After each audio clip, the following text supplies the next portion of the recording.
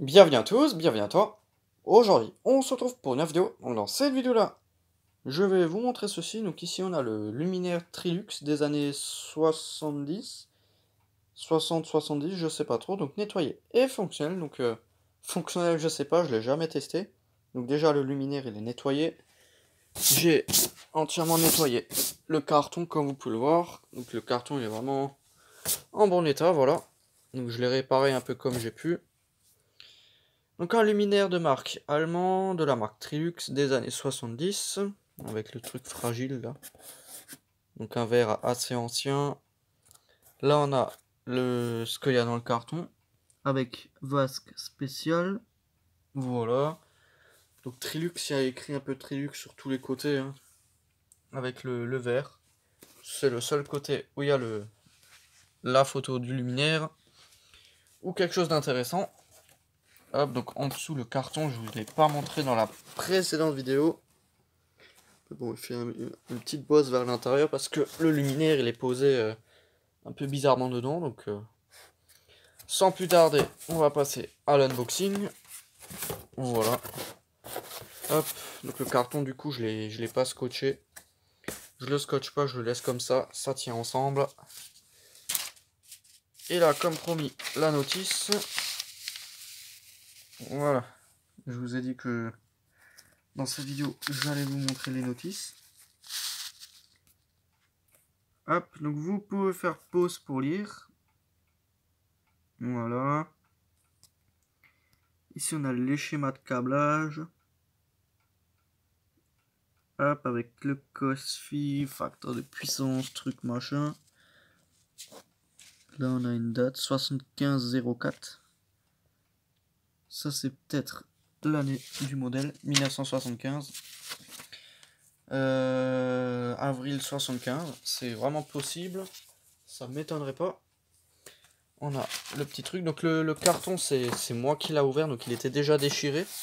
Mais c'est moi qui l'a ouvert complètement. Donc je voulais faire une vidéo. Il était encore totalement fermé.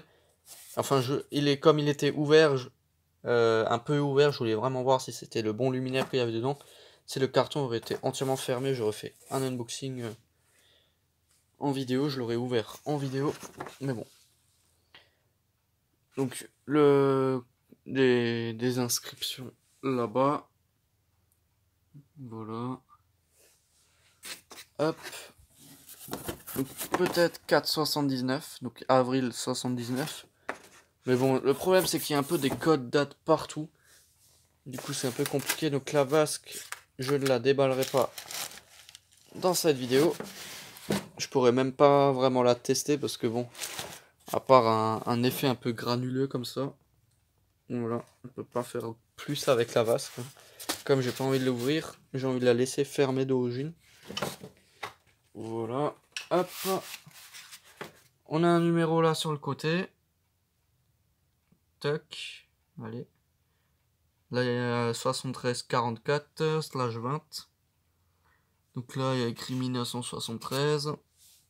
Du coup, c'est un peu compliqué de dater le luminaire. Là, on a la sorte d'entrée, enfin, le sort de calage pour le faire tenir. Donc là, le luminaire, il est vraiment brillant. Par rapport à la prise en vidéo, il y avait une couche de crasse dessus. Voilà, donc là, le luminaire, il est vraiment brillant. Donc là, il y a une légère rayure. Celle-ci, elle y était déjà. Mais à part ça, le luminaire, il est en bon état. Franchement, le luminaire, il brille vraiment. Donc c'est un luminaire qui est de très très bonne qualité. Rien à dire à propos de ça. Voilà, donc bon, il y a encore quelques petits trucs. Mais bon, c'est un luminaire qui a jamais été installé des années 70. Mais je pense que 1975, c'est possible parce que c'est vraiment le style de luminaire des années 70, milieu 70. Années 80, ça ressemblait plus trop à ça, avec ce style de vasque là qui est assez moche. Voilà, mais bon, dans les années 70, c'était à la mode. Donc là, je vais virer le carton et je vais retourner le luminaire, voilà.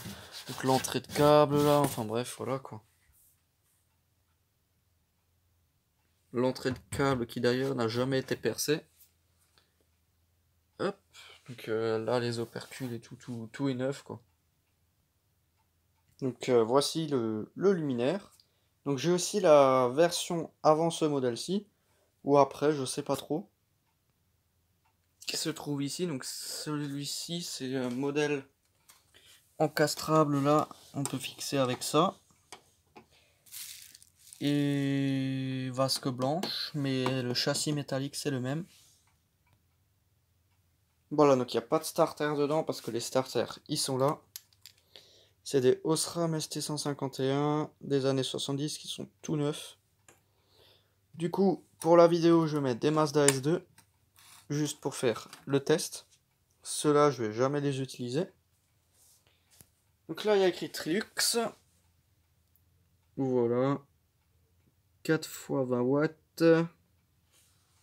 Donc j'ai pas assez de T12 pour mettre dedans. Enfin, j'en ai, mais dans la cave, et c'est pas 4 fois le même. Du coup, je vais me contenter de T8. Ça rentre aussi, hein, ça marche tout aussi bien. Ensuite, là, on a une étiquette. Enfin, une étiquette, une sorte d'entrée de... Une sorte de notice. Donc c'était vraiment de qualité à l'époque. Pour dire comment percer l'entrée de câble. Donc ça date de... C'est écrit tellement petit. J'arrive même pas à voir. Bref, hein, donc entrée de câble, voilà, c'est écrit. Hein. Donc vous pouvez faire pause pour lire, hein. Après je vais pas trop m'attarder sur ce genre de truc. Voilà, et ensuite on a ça. Ça c'est aussi une sorte de notice. Là. Ça c'est un bon de garantie je pense, comme ça. Wichtiger Hinweis, donc indice important. En recto verso, donc je reviens. Ouais, enfin bon, c'est assez compliqué pour vous montrer. Du coup, vous pouvez faire pause pour lire si vous arrivez à lire tout ça. Parce que c'est pas évident. Pareil pour ici. Hop. Ouais, enfin bon, après c'est qu'un bout de papier quoi. Hein. Voilà. Hop. Donc je vais remettre, je reviens. Et je vais aussi placer les 4 starters là. Donc les starters là c'est du Mazda. Hein. 4 Mazda S2. 4 fois le même. Le câble de raccordement que je vais aussi câbler. Ouais, donc aussi ce modèle n'a pas échappé à la maladie des joints Trilux. Voilà, donc les joints d'étanchéité des luminaires, bah, on touche, ça s'effrite, ça colle, ça, c'est complètement gluant quand ça colle. Enfin, c'est une merde pas possible à nettoyer, mais bon, c'est le joint d'origine qui est en assez bon état, donc je le garde. Parce que sur les nouveaux joints, enfin sur les luminaires récents, non plus. Sur les luminaires qu'on récupère assez anciens avec ce genre de joint, on passe le doigt dessus, il tombe en ruine, il tombe en miettes. Du coup, hop. Du coup, on est obligé de le changer alors que là, il s'écrase juste. Après là, je le touche pas trop, donc ça va. Voilà, donc l'étiquette là, la mise à la terre là, le bornier là, un ballast là, un autre là. Donc les douilles, le système est assez spécial. On a un truc métallique là, avec un système de suspension comme ça, pour bien maintenir le tube dans la borne. Il y en a certains, ils sont vraiment bien inclinés pour je ne sais pas quelle raison. Mais bon, ça va, ça a l'air d'être de la bonne qualité parce que la douille, elle est quand même plus ou moins maintenue par un support métallique qui est rifté dessus. Donc c'est pas quelque chose qui va lâcher très rapidement, je pense. Hein. Voilà, donc le joint, ça me fait juste des petits points, tellement que ça colle.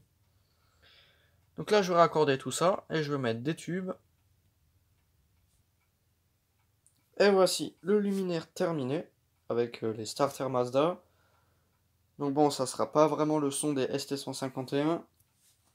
Mais bon, j'estime que c'est plus ou moins pareil. Donc j'ai mis 4 tubes Mazda Fluor.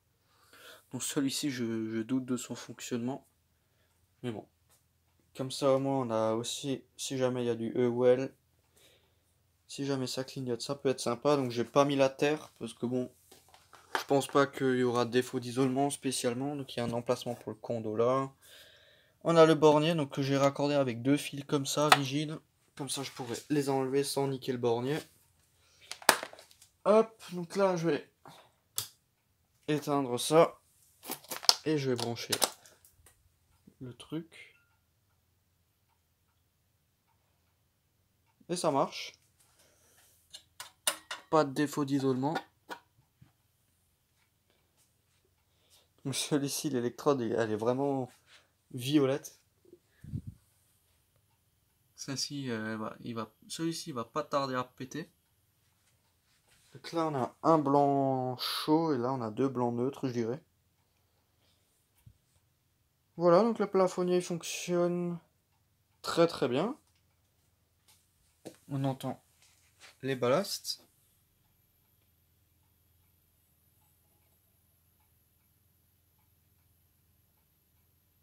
Très légèrement. Enfin bon, donc là, je vais réteindre et rallumer ça.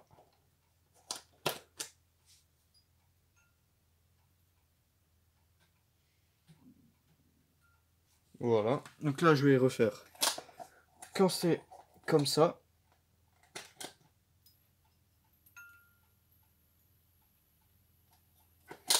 Voilà, encore une fois, un petit coup.